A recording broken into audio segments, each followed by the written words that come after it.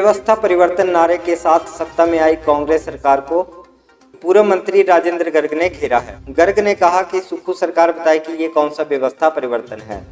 प्रदेश में कांग्रेस सरकार के 10 माह के कार्यकाल में व्यवस्था नहीं बल्कि अव्यवस्था का आलम है। यहाँ जारी एक बयान में पूर्व मंत्री राजेंद्र गर्ग ने कहा कि विपक्ष में रहते हुए कांग्रेस जो महंगाई का रोना रोती थी, वहीं कांग्रेस सत्ता मिलने पर डीजल, बिजली एवं बस किराया बढ़ाने में गुरेज न करते हुए प्रदेश की जनता पर बोझ डालना तथा उद्योगों का पलायन व बेरोजगारों का रोजगार छीनना ही क्या सुक्खू सरकार का व्यवस्था परिवर्तन है। उन्होंने कहा कि प्रतिवर्ष 1 लाख युवाओं को नौकरी से निकालकर कौन सा व्यवस्था परिवर्तन कर रही है।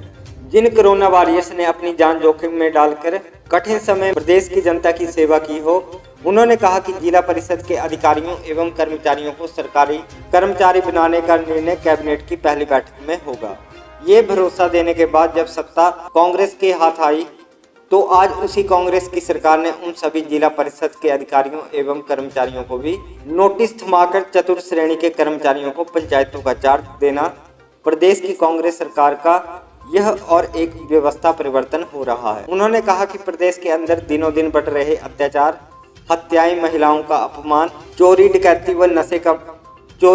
व नशे का बढ़ता कारोबार, यह कौन सा व्यवस्था परिवर्तन है।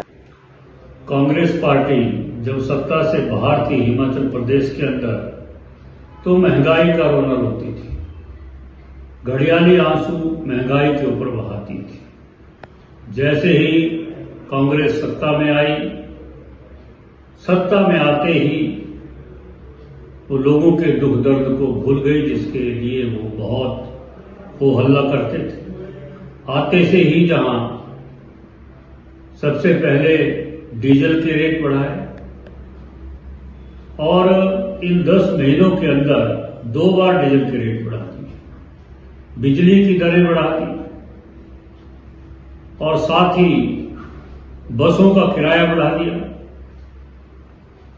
अब सत्ता में आने पर कांग्रेस को जनता का वो दर्द नजर नहीं आ रहा है, क्योंकि उनका लक्ष्य जो है केवल सत्ता प्राप्ति करना था। और इन सब के कारण जो दरों में बढ़ोतरी हुई, वहीं प्रदेश के अंदर उद्योगों का पलायन शुरू हो गया। जिन लोगों को बहुत सारे उद्योगों में रोजगार मिला था, वो बेरोजगार हो गए। और ऐसे ही कांग्रेस की यह सरकार जो वादा करके आई थी कि हम प्रति वर्ष 1 लाख लोगों को रोजगार देंगे, और जैसे ही सत्ता में आए, ऐसे लोगों को जिन्होंने कोरोना की कठिन घड़ी में प्रदेश की जनता की सेवा की और अपनी जान को हथेली पे रखकर कोरोना के साथ लड़ाई लड़ी, लेकिन अब इस सरकार ने आते से ही उन सब कोरोना वॉरियर्स को विभागों से बाहर कर दिया, उनको सड़कों पर उतरने के लिए मजबूर कर दिया। क्या यही सरकार का व्यवस्था परिवर्तन है? जो आते से ही बड़े शौक से कहते थे कि हम व्यवस्था परिवर्तन के लिए आए हैं, तो क्या ये जनता के ऊपर मार देकर,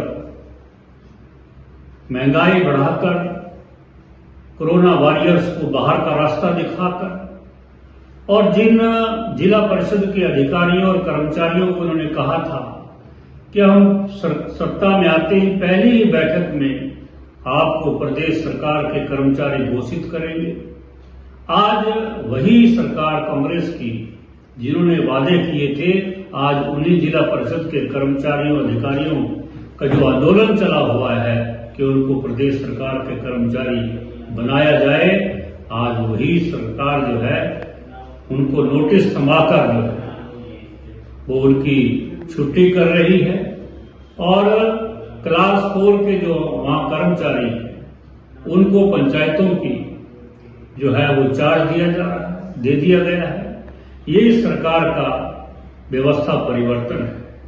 ये व्यवस्था परिवर्तन है या अव्यवस्था का आलम है, जिससे चारों ओर अफरा तफरी आज मच गई है इन 10 महीनों के अंदर। इसलिए जो सरकार, जो पार्टी पहले बहुत लोगों के दुख दर्द को के लिए आंसू बहाती थी, आज वही पार्टी, वही कांग्रेस की सरकार आज लोगों को जो है वो तरह तरह से पीड़ित कर रही है। इसका खमियाजा जो है इस सरकार को जल्दी ही आने वाले लोकसभा चुनावों में भुगतना पड़ेगा।